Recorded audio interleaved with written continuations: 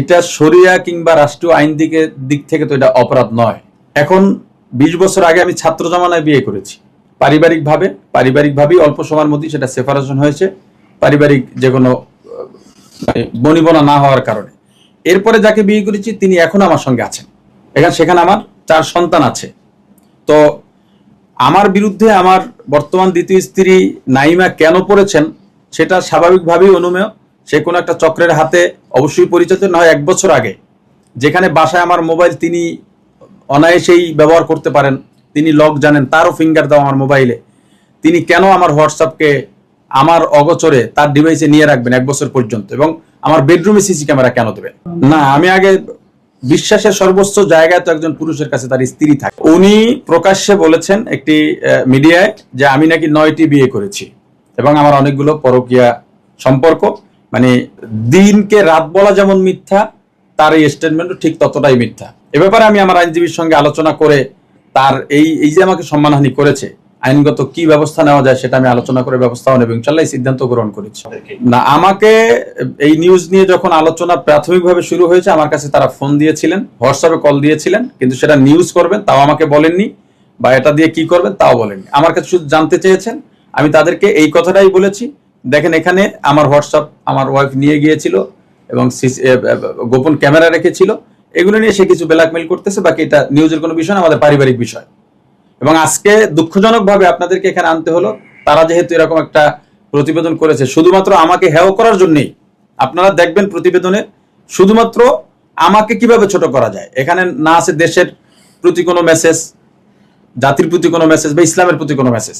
শুধু আমি কি করেছি, আমার বক্তব্য, আমার ওয়াজ, আমার জিকির, এগুলো পর্যন্ত কেটে কেটে এখানে যুক্ত করা হয়েছে। হ্যাঁ, আমি জিডি করেছি, ইতিমধ্যে 2টা জিডি হয়েছে। আইনগত আরো কি পদক্ষেপ নেওয়া যায় সেগুলো আমরা ধারাবাহিকভাবে নেব ইনশাআল্লাহ। তাদের উদ্দেশ্যে আমার একটাই স্পষ্ট বার্তা, যারা আমাকে ভালোবাসেন, ভালোবাসার জন্য আসলে অনেকগুলো কারণ লাগে না, যারা নিন্দা করেন আপনারা তাদেরকে দেখুন কারা নিন্দা করে, তারা আমার ভালো দিকগুলোরও নিন্দা করবে। অতএব আপনারা এতটুকু আশ্বস্ত থাকেন, আমি শরিয়া এবং রাষ্ট্রীয় আইন বিরোধী কোনো কাজ করিনি এবং করবো না।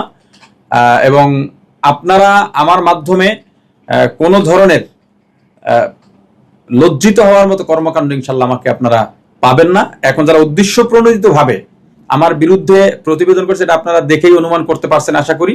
অতএব আপনারা উভয় পক্ষের কিংবা আমার দ্বিতীয় স্ত্রীর মা বাবা তার আত্মীয় স্বজনের বক্তব্য দেখে যাচাই করবেন আসলে এখানে ষড়যন্ত্র নাকি মানে আমার বিরুদ্ধে আইনি বা শরীয়তগত আসলেই কোনো অভিযোগ থাকার মতো যৌক্তিকতা আছে। 1 বছর আগে আমার হোয়াটসঅ্যাপ ডিভাইস চুরি করে আমার স্ত্রী, দ্বিতীয় স্ত্রী নাইমা জান্নাত, স্ত্রীকে বিশ্বাসের জায়গা থেকে সন্দেহ করতে পারিনি। আসলে তার স্বীকারোক্তি থেকে আরো জানতে পারি আমার বেডরুমে তিনি গোপন ক্যামেরাও রেখেছিলেন।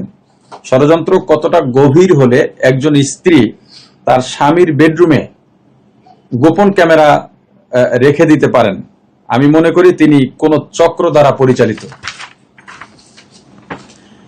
আমার কোম্পানি ও ব্যবসায়িক সফলতা চক্রটির মূল টার্গেট বলে আমি ধারণা করছি।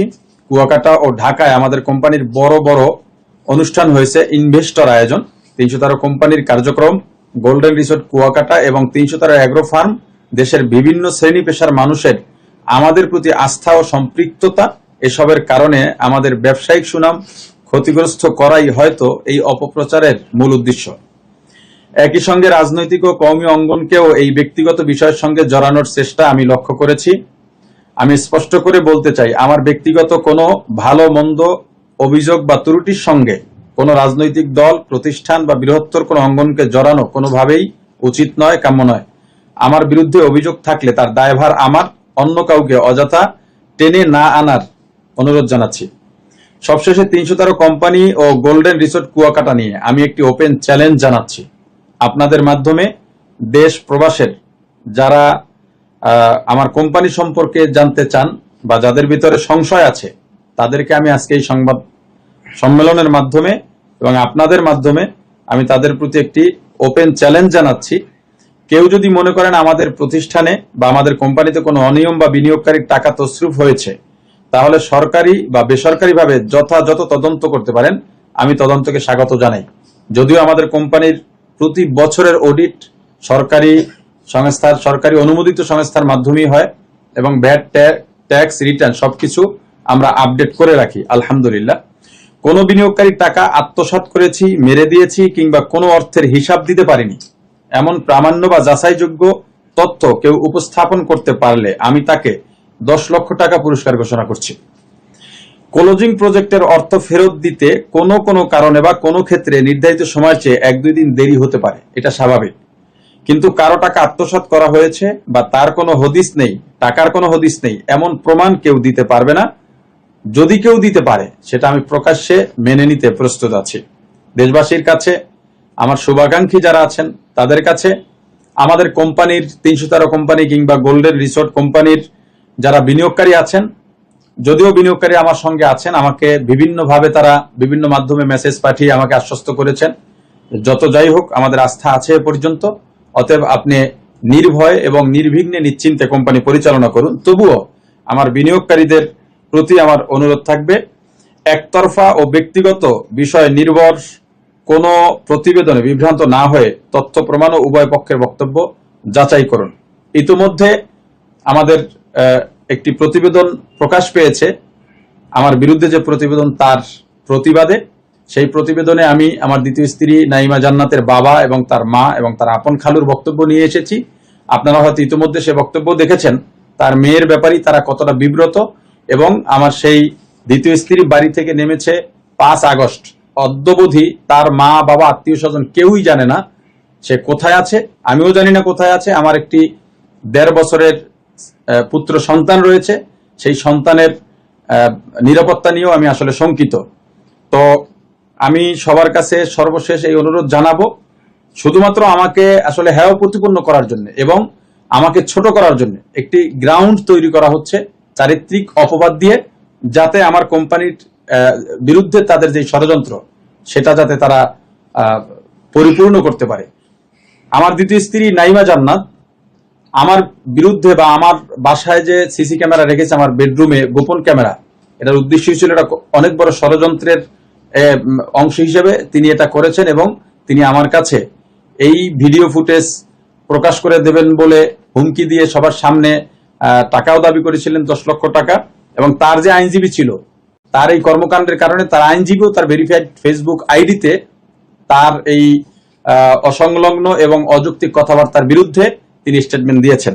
আমি সবার প্রতি কৃতজ্ঞতা জানাচ্ছি। আজকে যারা এখানে উপস্থিত হয়েছেন, ইলেকট্রনিক্স ও প্রিন্ট মিডিয়ার সাংবাদিক বৃন্দ, মিডিয়া কর্মী, এবং যারা আমাকে বিভিন্ন সময় উৎসাহ দিয়েছেন এবং আমার সঙ্গে যোগাযোগ রেখেছেন, সবার প্রতি কৃতজ্ঞতা জানিয়ে এখানেই শেষ করছি। আল্লাহ সবাইকে ভালো রাখুন, নিরাপদ রাখুন। আসসালামু আলাইকুম রহমতুল্লাহ। আচ্ছা, আমার একটা প্রশ্ন হচ্ছে, যেহেতু আপনার ব্যক্তিগত বিষয়টা উঠে এসেছে, তাই আমি প্রশ্নটা করছি, আপনার দ্বিতীয় বিয়েটা কিভাবে হয়েছিল সেটা যদি একটু আমাদেরকে খোলাসা করতেন, এবং এটি কি পারিবারিক ভাবে হয়েছিল কিনা? দ্বিতীয় বিয়ে নাইমা জান্নাতের আপন নানা, খালু, মামা সহ তারা 8-9 জন বা 10-12 জন, আমার সংখ্যা খেয়াল নাই, 10 জনের মতো হবে। তারা আমার কাছে এসেছিলেন যে আমাদের মেয়েকে আপনার কাছে আমরা বিয়ে দিতে চাই। যে কোনো একটা প্রেক্ষিতে আমার সঙ্গে তার নাম জড়িয়ে গেছিল মিথ্যাভাবে, এবং সেটা আদালতে, তখন আমার নাম মামলা হয়েছে, আদালত থেকে আমাকে নির্দোষ প্রমাণ করে এই মামলা থেকে খালাস দেওয়া হয়েছে। এবং সেটা তার যারা আসছিলেন তাদের স্টেটমেন্টও অনলাইনে এখনো আছে বিভিন্ন প্রতিবেদনে। পারিবারিক ভাবেই তখন বিয়ে হয়েছে এবং কাবিনও হয়েছে ওখানে। তারাই প্রস্তাব নিয়ে আসছিলেন। আপনার আগের বিয়ে সম্পর্কে তো তারা অবগত ছিল? হ্যাঁ, ছিল, পুরোটাই ছিল। তাহলে পরবর্তীতে আপনার বিরুদ্ধে আপনার স্ত্রী এই অভিযোগগুলো আসলে কেন, যেটা এখন উঠে এসেছে আর কি? যেমন আপনি বলেছেন যে যৌতুকের মামলা, হ্যাঁ, তারপরে হচ্ছে যে মিথ্যাচার, ডিভোর্সের যে এই বিষয়গুলো যদি একটু ক্লিয়ার করতেন। প্রতিবেদনে যেটা দেখা গেছে, এই অভিযোগগুলো কেন আসলো? এখানে অভিযোগ বলতে তো আমার অতীতের বিয়ের কথা আমি যেটা উল্লেখ করলাম, 20 বছর আগের বিয়ে। দেখুন, বিয়ে এটা শরিয়া কিংবা রাষ্ট্রীয় আইন দিক থেকে তো এটা অপরাধ নয়। এখন 20 বছর আগে আমি ছাত্র জমানায় বিয়ে করেছি, পারিবারিকভাবেই অল্প সময়ের মধ্যে সেটা সেপারেশন হয়েছে, পারিবারিক যে কোনো বনিবনা না হওয়ার কারণে। এরপরে যাকে বিয়ে করেছি তিনি এখন আমার সঙ্গে আছেন, সেখানে আমার 4 সন্তান আছে। তো আমার বিরুদ্ধে আমার বর্তমান দ্বিতীয় স্ত্রী নাইমা কেন পড়েছেন সেটা স্বাভাবিকভাবেই অনুমেয়।